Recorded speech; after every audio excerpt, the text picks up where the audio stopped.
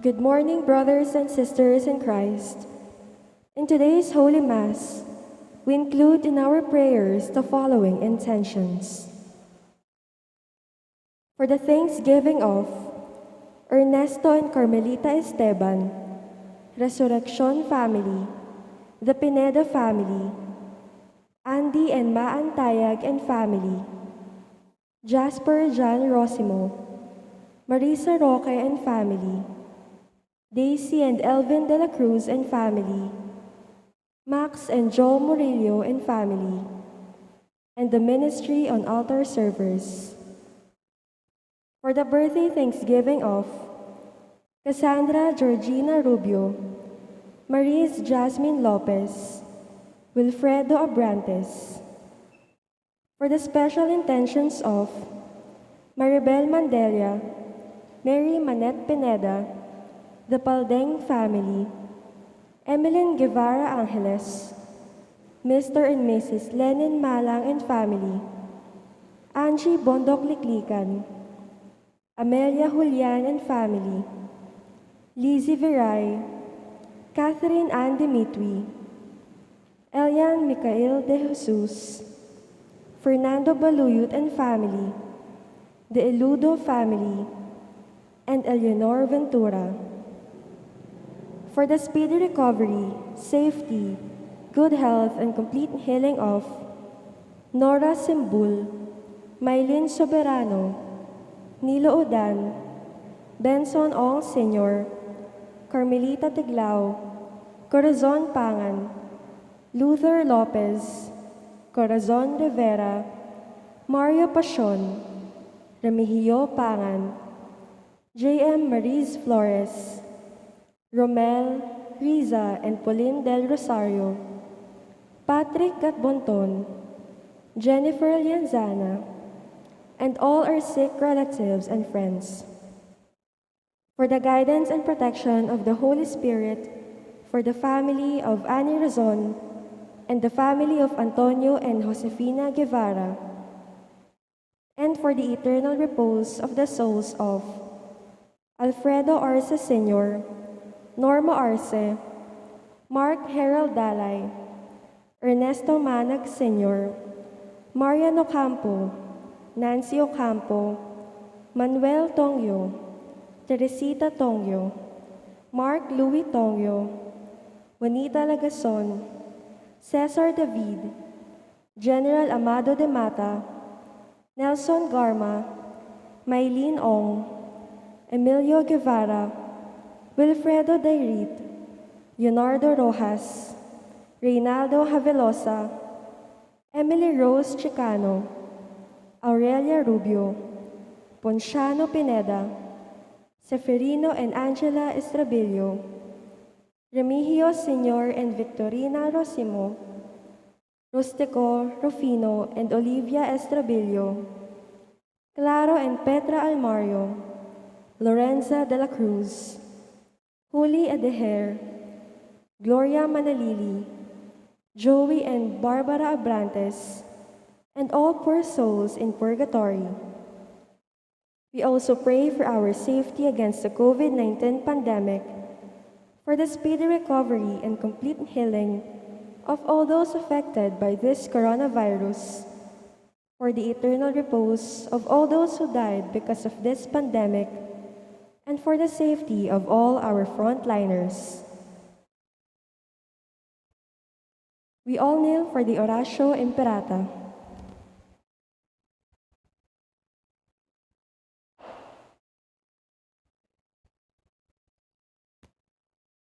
In the name of the Father, and of the Son, and of the Holy Spirit. Amen. Merciful and compassionate Father, we confess our sins, and we humbly come to you to find forgiveness and life. We come to you in our need to seek your protection against the COVID-19 virus that has disturbed and claimed many lives. We ask you now to look upon us with love, and by your healing hand, dispel the fear of sickness and death, restore our hope, and strengthen our faith. We pray that you guide the people tasked to find cures for this disease and to stem its transmission. Bless our efforts to use the medicines developed to end the pandemic in our country. We pray for our health workers that they may minister to the sick with competence and compassion. Grant them health in mind and body, strength in their commitment, protection from the disease. We pray for those afflicted. May they be restored to health. Protect those who care for them. Grant eternal rest to those who have died. Give us the grace in these trying times to work for the good of all and to help those in need. We are concerned and compassionate for each other.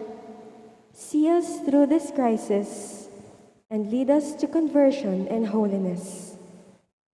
Grant all this through our Lord Jesus Christ, your Son, who lives and reigns with you in the unity of the Holy Spirit, God forever and ever. Amen. We fly to your protection, O Holy Mother of God. Do not despise our petition in our necessities, but deliver us always from all dangers. O glorious and blessed Virgin. Amen. Virgen de los Remedios, health of the sick, Saint Joseph, Saint Raphael the Archangel, Saint Jude Thaddeus, San Roque, San Lorenzo Ruiz, San Pedro Calungsod, Santo Cristo del Perdón. In the name of the Father, and of the Son, and of the Holy Spirit. Amen.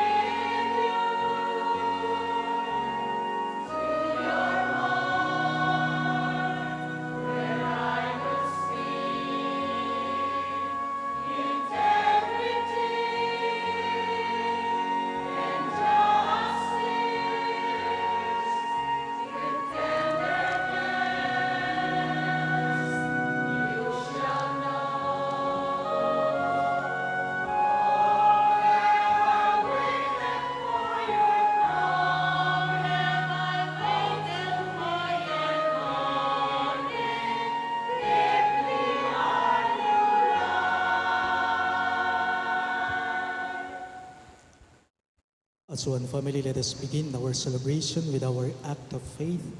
In the name of the Father, and of the Son, and of the Holy Spirit. Amen. The grace of our Lord Jesus Christ, and the love of God, and the communion of the Holy Spirit be with you all. And with your spirit. My dear friends, to prepare ourselves to celebrate these sacred mysteries, let us call to mind our sins.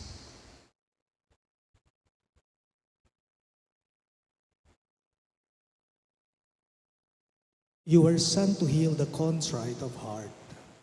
Lord of mercy. Lord, have mercy. You came to call sinners. Christ, have mercy. Christ, have mercy. You are seated at the right hand of the Father to intercede for us. Lord of mercy. Lord, have mercy. May Almighty God have mercy on us, forgive us our sins, and bring us to everlasting life. Amen. Let us pray. Grant, Almighty God, through the yearly observances of Holy Lent, that we may grow in understanding of the riches hidden in Christ, and by worthy conduct pursue their effects, through our Lord Jesus Christ, your Son, who lives and reigns with you in the unity of the Holy Spirit, one God, forever and ever. Amen.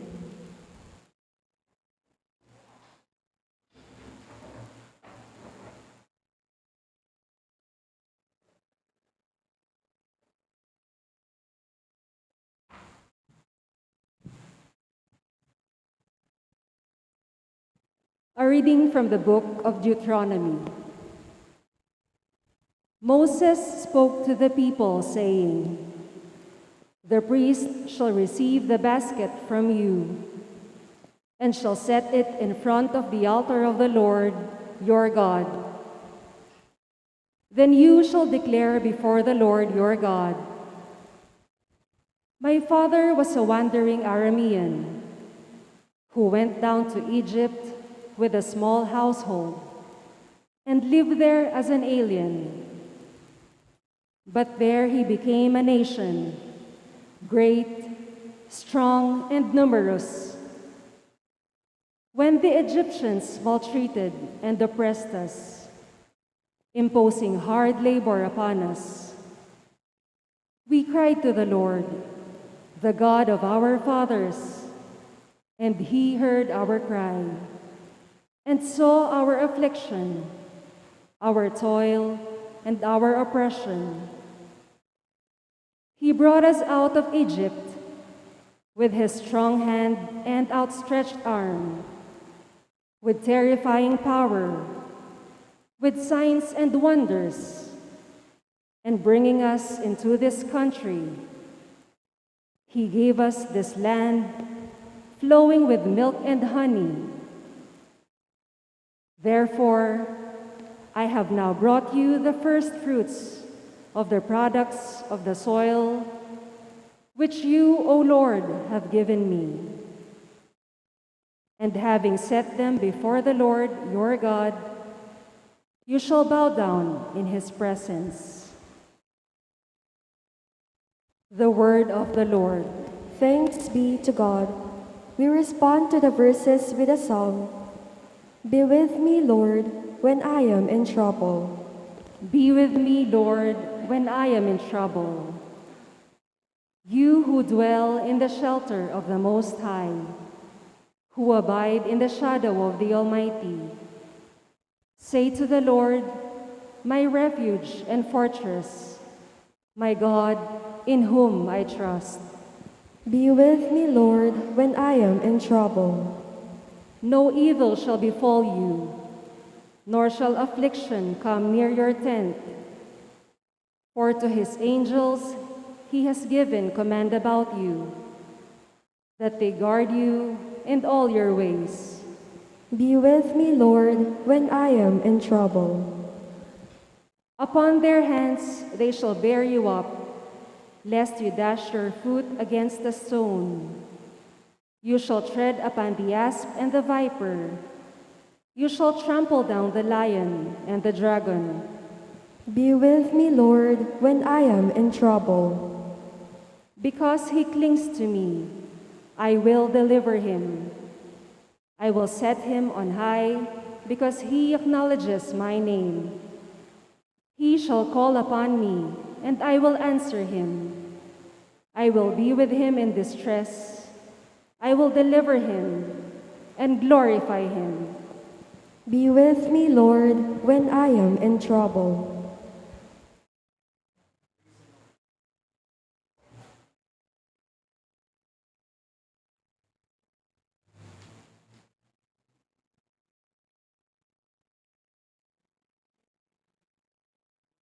A reading from the letter of St. Paul to the Romans. Brothers and sisters, what does the scripture say? The word is near you, in your mouth and in your heart, that is, the word of faith that we preach. For if you confess with your mouth that Jesus is Lord, and believe in your heart that God raised him from the dead, you will be saved. For one believes with the heart, and so is justified, and one confesses with mouth, and so is saved. For the scripture says, no one who believes in him will be put to shame, for there is no distinction between Jew and Greek. The same Lord is Lord of all, enriching all who call upon him. For everyone who calls on him, on the name of the Lord, will be saved. The word of the Lord. Thanks be to God. We all rise to honor the Holy Gospel.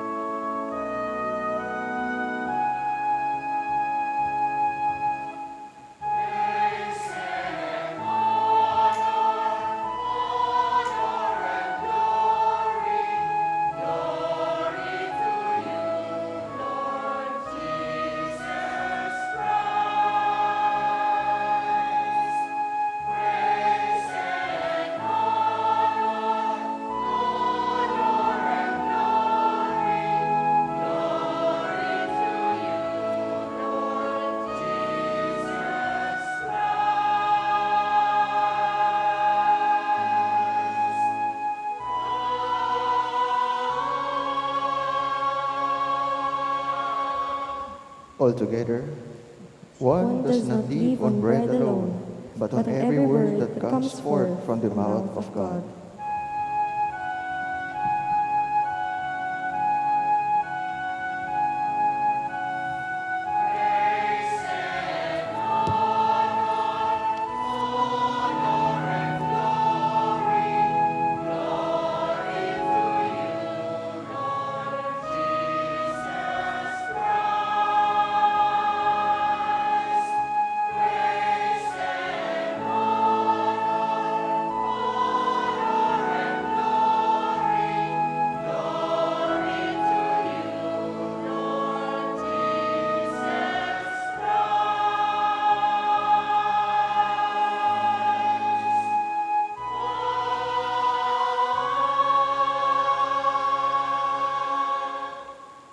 The Lord be with you. And with your spirit. A reading from the Holy Gospel according to St. Luke. Glory to you, O Lord.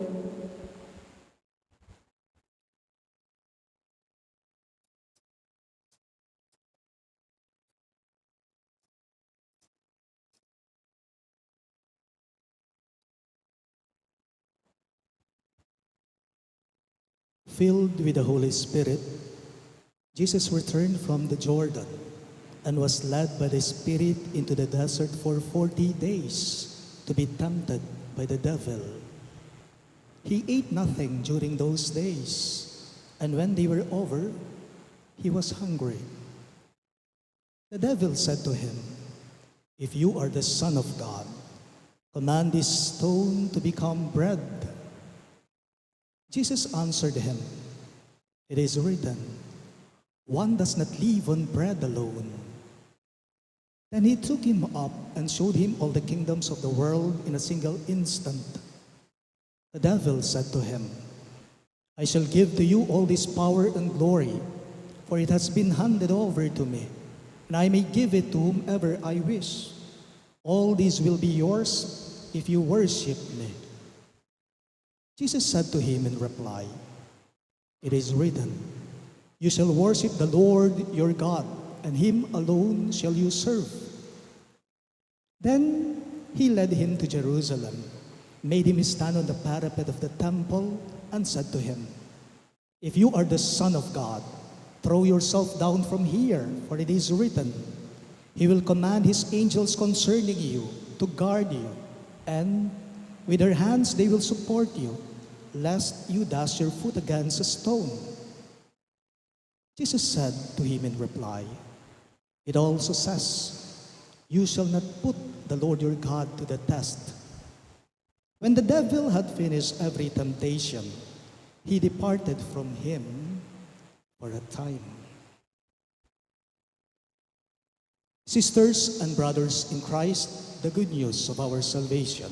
Praise to you, Lord Jesus Christ.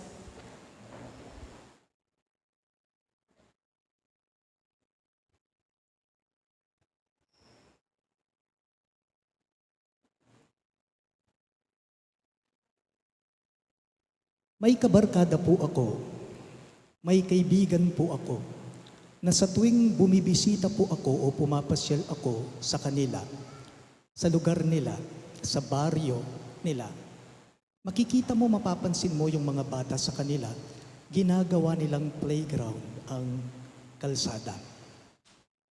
Naglalaro sa daan ang mga bata, naghahabulan. Kaya mapapansin mo rin na yung mga sasakyang dumadaan, sila yung umiiwas sa mga batang naghahabulan, naglalaro sa mismong daan, sa mismong kalsada. Kaya't kung minsan binibiro ko po, itong kaibigan ko, kako sa kanya, "Brad, o ba't kiniking kayo at naking kapugan nga ko? O ba't kiniking kayo, kapuga? Nga ko, kaniting kakaluguran ko, meaning, o Brad, bakit dito sa inyo? Tila ang daming mga bata." Kako sa kanya. Tapos tatawa lang siya. Speaking of children, ang mga bata po, alam ninyo, halimbawang naglalaro ang mga yan. Let's say, habulan. Naglalaro ang mga bata, habulan. Ang bata, kapag hinahabol niya, yung kalaro niya, wala na siyang pakialam pa sa paligid niya. Alam natin yan. Bakit? Kasi focus siya, sentro ang atensyon niya sa hinahabol niya, nakalaro niya. Kaya't ang mga bata, kapag naghahabulan yan, kaya tao ka man o sasakyan ka, ikaw mismo ang iiwas, mag-iingat sa kanila, or else they will be harmed. This is what the gospel is about today, this first Sunday of Lent. It's about the temptation in the desert. The temptation of Christ Jesus in the desert. Question, what exactly is temptation? Ano ba ang tukso? Ano ba talaga ang tukso? What exactly is temptation? Aing tukso amuyuta na ka, kuna na kamay na, hanggang maging ing-ega na gana malabog na keka, atala na kangakakit pa kanita. Temptation is to be hypnotized by something. And then, what will happen? The rest becomes invisible to you and you cannot see anymore. May apo po ako. I have 2 grandchildren. Magiging 3 na ang apo ko sa mga pamangkin ko. Yung isa sa mga apo ko, yung mas nakababata, si Chacha. Kapag ka nandito po siya sa parokya, itong apo ko, ang gagawin niya sa akin, magpapakyut at magpapakyut siya. Naiintindihan ko kasi bata siya. Wala pang alam. Kaunti pa lang ang alam. Dimutya pa balo at hindi pa niya naiintindihan ang mga bagay-bagay. Si Chacha, itong apo ko, pag nasa parokya siya, siguradong ang gagawin niya, pasulyap-sulyap yung tingin niya sa akin. Hanggang sa ako na po mismo sa kanya ang papansin. Kakausapin ko na siya, magtatanong na ako sa kanya, makikipagkwentuhan na ako sa kanya. Kasi alam ko, sa totoo lang, nagpapapansin lang siya dahil may kailangan siya. Misa na tsuya puking parokya, lawan-laway na ako. Tumitingin siya sa akin, si Chacha. Si Chacha po ang anak ng sekretary ko dito sa Parish. Anak ni Melody. At siya yaking parokya ni nga po ko. Tapos tinanong ko siya, Chacha, anong gusto mo? Tiningnan ako ng bata, ang apo ko. Tapos umimik siya. Hindi siya kumikibo. May gusto ka niyan eh. Ayaw mo lang sabihin, nahihiya ka lang. Kako sa kanya, nanong buri mo? Ako kaya. Sumagot siya sa akin. Nakatingin siya sa mata ko. Bisa ko pong Jollibee, bisa ko pong spaghetti, bisa ko pong chicken joy, bisa ko pong chocolate sundae, bisa ko pong french fries. Ang ginawa ko, sige, ipabibili kita. To cut the long story short, itong apo ko, pag nasa harapan na niya, yung Jollibee, yung pagkain, ang gagawin niya, sige, kain. Ahayaan ko lamang po siya hanggang sa kakausapin ko siya, o tiya, busog ka na niyan. Wala siyang naririnig. Sentro pa rin sa o tiya, kalakalali ka, dahan-dahan, busog ka na niyan. Hindi na niya ako minapansin, wala na siyang nakikita, at wala na rin po siyang naririnig. Nakausap niya. Bakit? Kasi nasa sa kanya niya na yung kailangan niya. Tinanggap na niya. Ing pamamangano, king oras ito, yano ing sikaso na. That is what temptation is, to make significant people invisible to us. Why? Because we get lured by the temptation of the enemy. Ewari po iti. Araranasan tayo mo naman, ewari. Kahit pa man din po tayo, ito'y nararanasan din natin. Kaso ibang sitwasyon lang. Halimbawa po ako, bilang isang pare, ang dami ko na pong narinig, ang dami ko na pong nakitang nasirang pamilya. Halimbawa, si lalaki, si mister, nakakita siya ng kalaguyo niya, ng kulasisi niya, nasira ang pamilya niya. Bakit?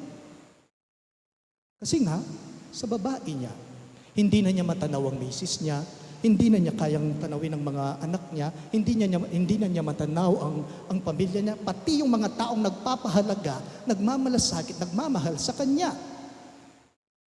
Ano pa? Si mister pa rin, yung lalaki, hayun, nalulun sa masamang bisyo. Sugal, sabong, nasira ang kanyang pamilya. Bakit? Ano bang ginawa niya? Pati bahay nila, nakuha niyang naisangla. You see, hindi naman po tayo mga bata, yes? Hindi naman po tayo mga musmus na bata. But this kind of temptation happens to us, and that includes me. Wherein we are gifted, given, having possession, and then we twinkle and get dazzled by it, and the rest around us gets invisible. Wala na tayong nakikita, malugbog na yung sablaki katamo, kasi may nabuta, nakitang tukso. May kilala akong tao, dati kong parokyano, may 200 peso bill po siya. At inyang 200 pesos, kaso sinulag po yung pera na. Lumipad yung pera niya, yung 200 peso bill niya. Siyempre sa isip niya, ang gagawin niya, hahabulin niya yung pera niya. Pera yun eh. Habang hinahabol niya, alam niyo po, sa hindi niya inaasahan, sa wala siyang kamalayan, may paparating na sasakyan. Hayun, habang hinahabol niya, focus siya sa perang hinahabol niya, nabunggo siya ng single, ang masaklap pa, na hospital siya. That is temptation. To make us believe that this is what matters. And then, at the end of the day, it is going to be regret. It is going to be regret. Pinag-uusapan po natin ang panghihikayat sa atin ng tukso. Pinag-uusapan na rin natin ang tukso. Based on my own experience, kamakailan lamang po, halos 1 linggo pa lamang pong nakakaraan. Hindi ko na kasi matiis na iniinda yung sakit ng paa ko dahil nakasumpong yung gout ko. Kailangan ko na magpadala sa hospital. Kailangan ko na magpa-check up. Kasi yung gabi, ginagawa kong umaga. Yung umaga, ginagawa kong gabi. Umaga, natutulog ako. Pag gabi, yung right foot ko, iniinda ang sakit, kumikirot. Pag natutulog ako, nakataas ang 2 paa ko sa bed ko. So, kailangan ko nang pumunta sa hospital, magpapadoktor na ako. So nagpatingin ako sa doktor. General, whole, yung lab test ko. Nakuha ko na yung result. Ito yung eksena. Habang hinihintay ko po sa hospital, sa isang hospital dito sa San Fernando, yung doktor upang basahin niya yung test result ko. Dahil tumaas yung uric acid ko from 7.2 dati before, ngayon naging 8.4. Tumaas, kaya pala sumumpong ang gout ko, ang goutritis ko. Habang hinihintay ko si Doc upang basahin niya yung result sa akin at maresetahan niya ako ng mga gamot na inuman ko.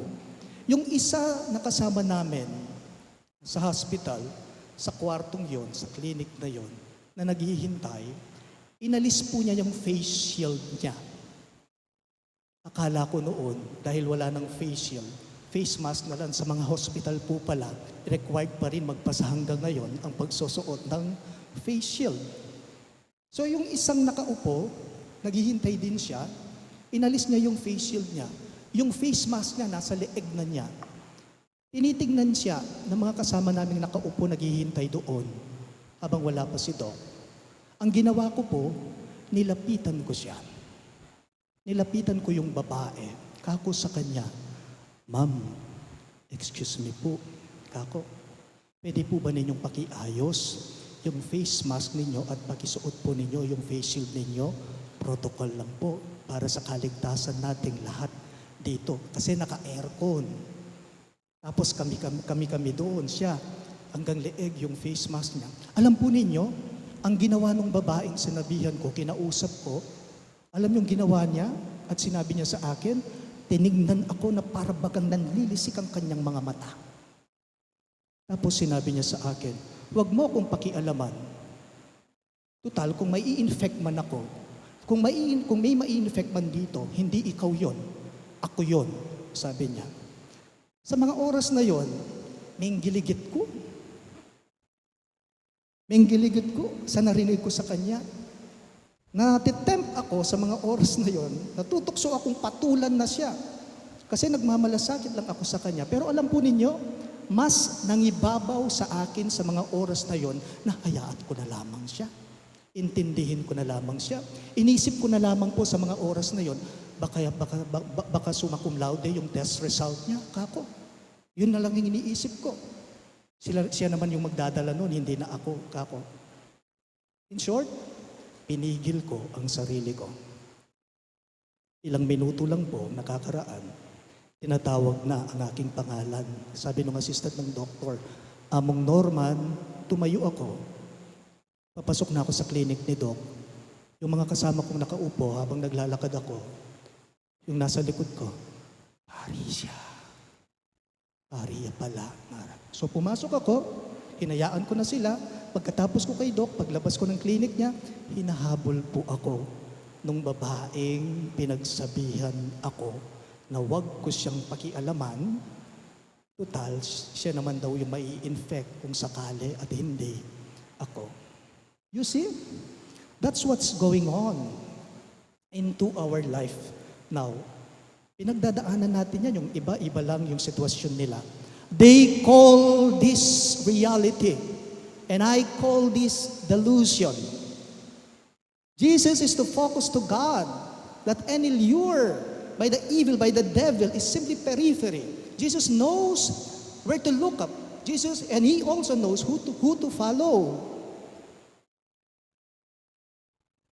May sinabi po si Saint Teresa of Avila, hihiramin ko lamang po ang mga ito. Sabi ni Saint Teresa of Avila, "Only God suffices. God alone suffices." My dear friends, my dear parishioners, in these 40 days of our journey, this Lenten season, this season of Lent, may we be able to change our minds about the way we think. May we be able to change our hearts about the gospel that we ignore. And may we be able to change our ways about our sins. Tanong lang, are we powerless before the temptation? Are we powerless before the temptation? We keep on saying, "Tao ko mo. Normal na ka na ako'y mananabuking tukso sapagkat kami tao lamang." But in the power of the Holy Spirit, we can be better than this word that tells us, God is not enough. Sa atin pong lahat, to all of us, may we be able to embrace the spirit of repentance this Lenten season. May we be able to embrace the spirit of gratitude. And may we be able to embrace the spirit of love for God. Please all rise. I believe in one God, the Father Almighty, maker of heaven and earth, of all things visible and invisible. I believe in one Lord Jesus Christ, the only begotten Son of God, born of the Father before all ages, God from God, light from light, true God from true God, begotten, not made, consubstantial with the Father. Through him all things were made. For us men and for our salvation, he came down from heaven, and by the Holy Spirit was incarnate of the Virgin Mary and became man. For our sake he was crucified under Pontius Pilate. He suffered death and was buried, and rose again on the third day in accordance with the Scriptures. He ascended into heaven and is seated at the right hand of the Father. He will come again in glory to judge the living and the dead, and his kingdom will have no end. I believe in the Holy Spirit, the Lord, the giver of life, who proceeds from the Father and the Son, who with the Father and the Son is adored and glorified, who has spoken through the prophets. I believe in one holy, Catholic, and Apostolic Church. I confess one baptism for the forgiveness of sins, and I look forward to the resurrection of the dead and the life of the world to come. Amen. Heavenly Father, renew us in your covenant of mercy that leads us to everlasting life. With humble hearts we pray, Lord, graciously hear us. All of us, please. Lord, graciously hear us. May the church leaders find strength in the Christ in the desert whenever they are tempted to live a life against the gospel. We pray, Lord, graciously hear us. may the civil leaders be empowered by your love, O Lord, so that they may use material and spiritual gifts for common good. We pray, Lord, graciously hear us. as we go through this pandemic, may we courageously witness to Jesus Christ through faith-inspired works of peace, justice, love, and compassion. We pray, Lord, graciously hear us. may those who are preparing for baptism and reception into the Catholic Church be guided by the spirit of wisdom and peace. We pray, Lord, graciously hear us. may those who called upon your name in faith, O Father, during their earthly journey, hear the voice of Christ welcoming them into the joy of heaven. We pray, Lord, graciously hear us. let us pray for the urgent concerns of our community and our personal intentions. We pray, Lord, graciously hear us. We also include in our prayers the following intentions. For the thanksgiving of Ernesto and Carmelita Esteban, the Resurrection family, the Pineda family, Andy and Maantayagan family, Jasper Chan Rosimo, Marisa Roque and family, Daisy and Elvin de la Cruz and family, Max and Josephine Murillo and family, and the ministry on altar servers.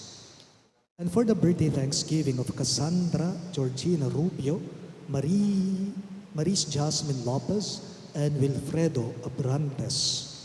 And for the special intentions of Maribel Mandela, Mary Manette Pineda, the Paldeng family, Emeline Guevara Angeles, Mr. and Mrs. Lenin Malang and family, Angie Bondok Liklikan, Amelia Julian and family, Lizzie Viray, Catherine Ann de Mitwi, Elian Micael de Jesus, Fernando Baluyot and family, the Eludo family, and Eleonor Ventura.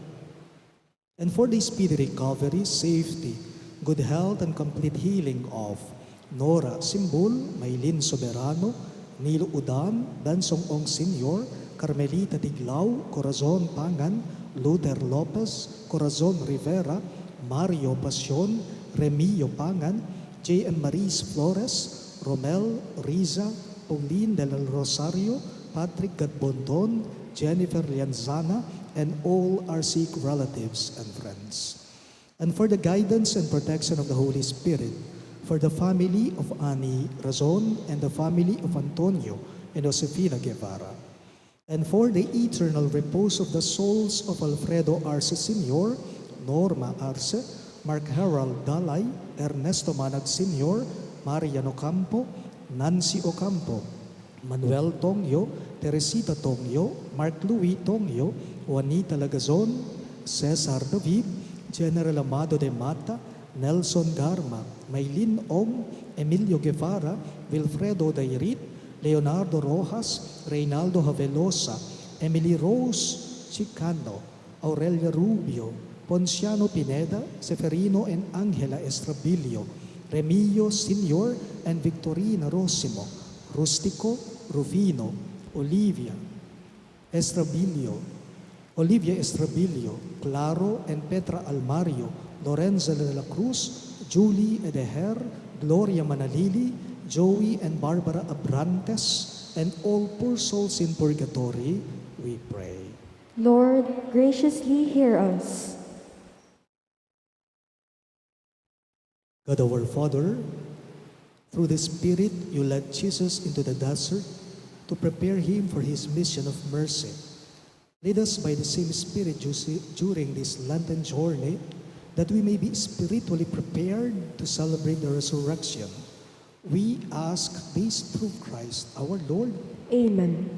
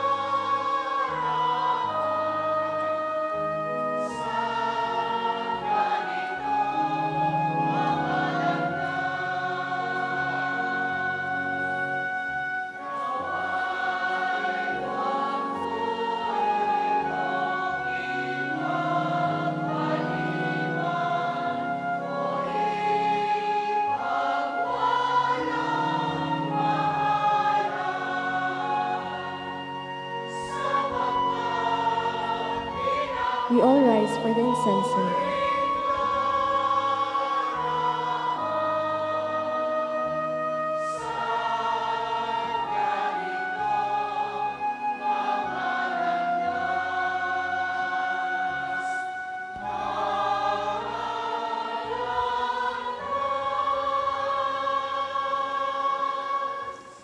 Pray, my dear friends, that my and your sacrifice may be acceptable to God, the Almighty Father.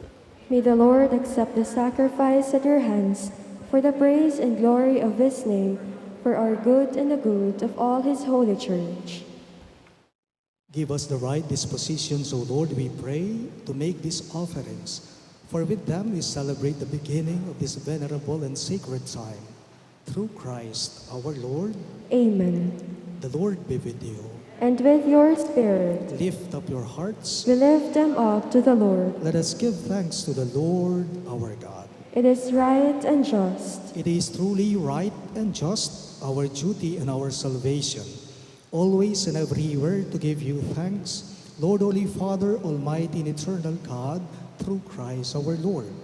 By abstaining 40 long days from earthly food, he consecrated through his fast the pattern of our Lenten observance, and by overturning all the snares of the ancient serpent, taught us to cast out the leaven of malice, so that, celebrating worthily the Paschal mystery, we might pass over at last to the eternal Paschal feast.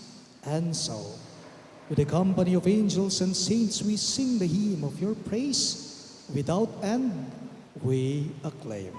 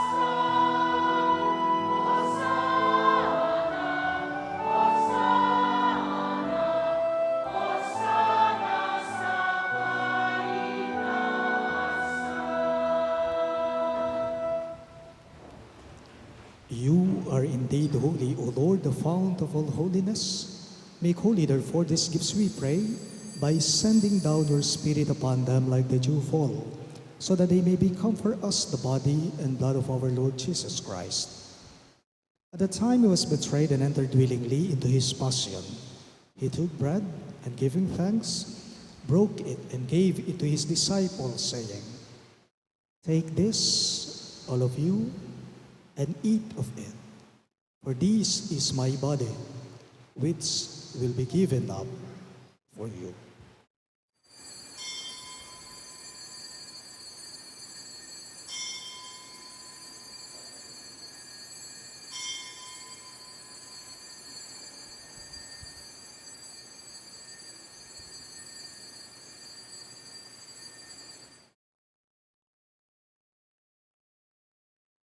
In a similar way, when supper was ended, he took the chalice and, once more giving thanks, he gave it to his disciples, saying, "Take this, all of you, and drink from it. For this is the chalice of my blood, the blood of the new and eternal covenant, which will be poured out for you and for many for the forgiveness of sins. Do this in memory of me."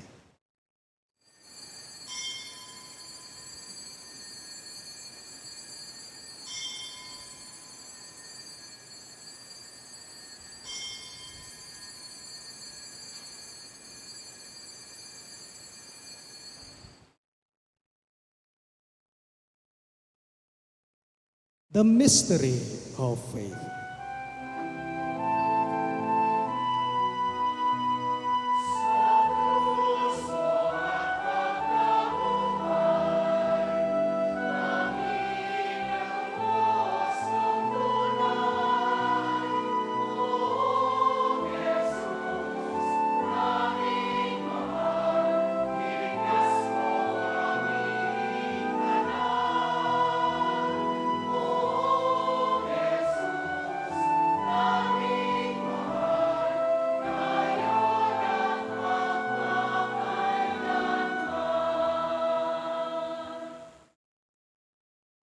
Therefore, as we celebrate the memorial of his death and resurrection, we offer you, Lord, the bread of life and the chalice of salvation, giving thanks that you have held us worthy to be in your presence and minister to you. Humbly we pray that partaking of the body and blood of Christ, we may be gathered into one by the Holy Spirit. Remember, Lord, your church spread throughout the world, and bring her to the fullness of charity, together with Francis, our Pope, Florentino, our Bishop, Paciano, our Bishop Emeritus, and all the clergy. Remember also our brothers and sisters who have fallen asleep in the hope of the resurrection, and all who have died in your mercy, especially Alfredo Sr., Norma, and Mark Harold. Welcome them into the light of your face. Have mercy on us all, we pray, that with the Blessed Virgin Mary, Mother of God, with Saint Joseph, her most chaste spouse, with the blessed apostles, Saint Jude Thaddeus, our patron saint, and all the saints who have pleased you throughout the ages, we may merit to be co-heirs to eternal life, and may praise and glorify you through your Son, Jesus Christ. Through him, with him, and in him, in the unity of the Holy Spirit, all glory and honor is yours, Almighty Father, forever and ever.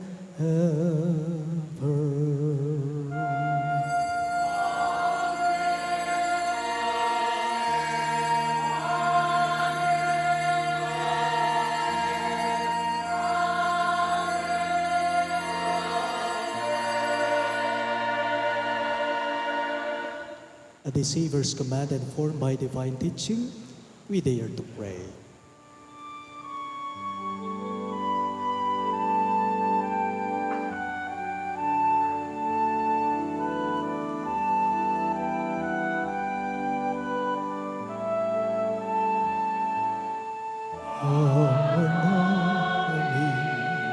Sumasalangit ka, sambahin ang ngalan mo, mapasa amin ang kahiyan mo, sundin ang loob mo dito sa lupa para na sa langit. Bigyan mo po kami ngayon ng aming kakanin sa araw-araw, at pagtawarin mo kami sa aming mga sala, para ng pagpapatawad namin sa nagkakasala sa amin, at huwag mo kami ipahintulot sa tukso, at iadya mo kami sa lahat ng masama. Deliver us, Lord, we pray, from every evil. Graciously grant peace in our days, that by the hope of your mercy, we may be always free from sin and safe from all distress, as we await the blessed hope and the coming of our Savior, Jesus Christ. For the kingdom, the power, and the glory are yours, now and forever. Lord Jesus Christ, who said to your apostles, "Peace I leave you, my peace I give you," look not on our sins, but on the faith of your church, and graciously grant her peace and unity in accordance with your will, who live and reign forever and ever. Amen. The peace of the Lord be with you always. And with your spirit. Let us offer each other the sign of His peace.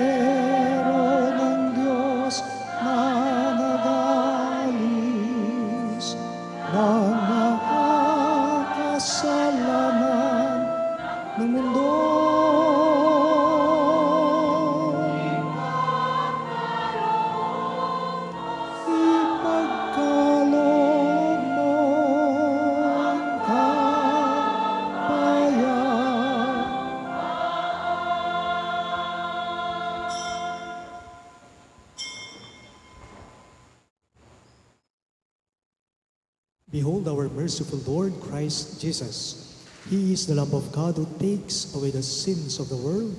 Happy are those who are called to His supper.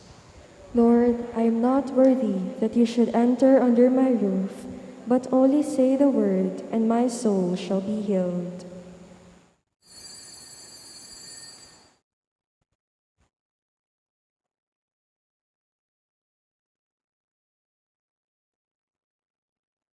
The body of Christ. Amen.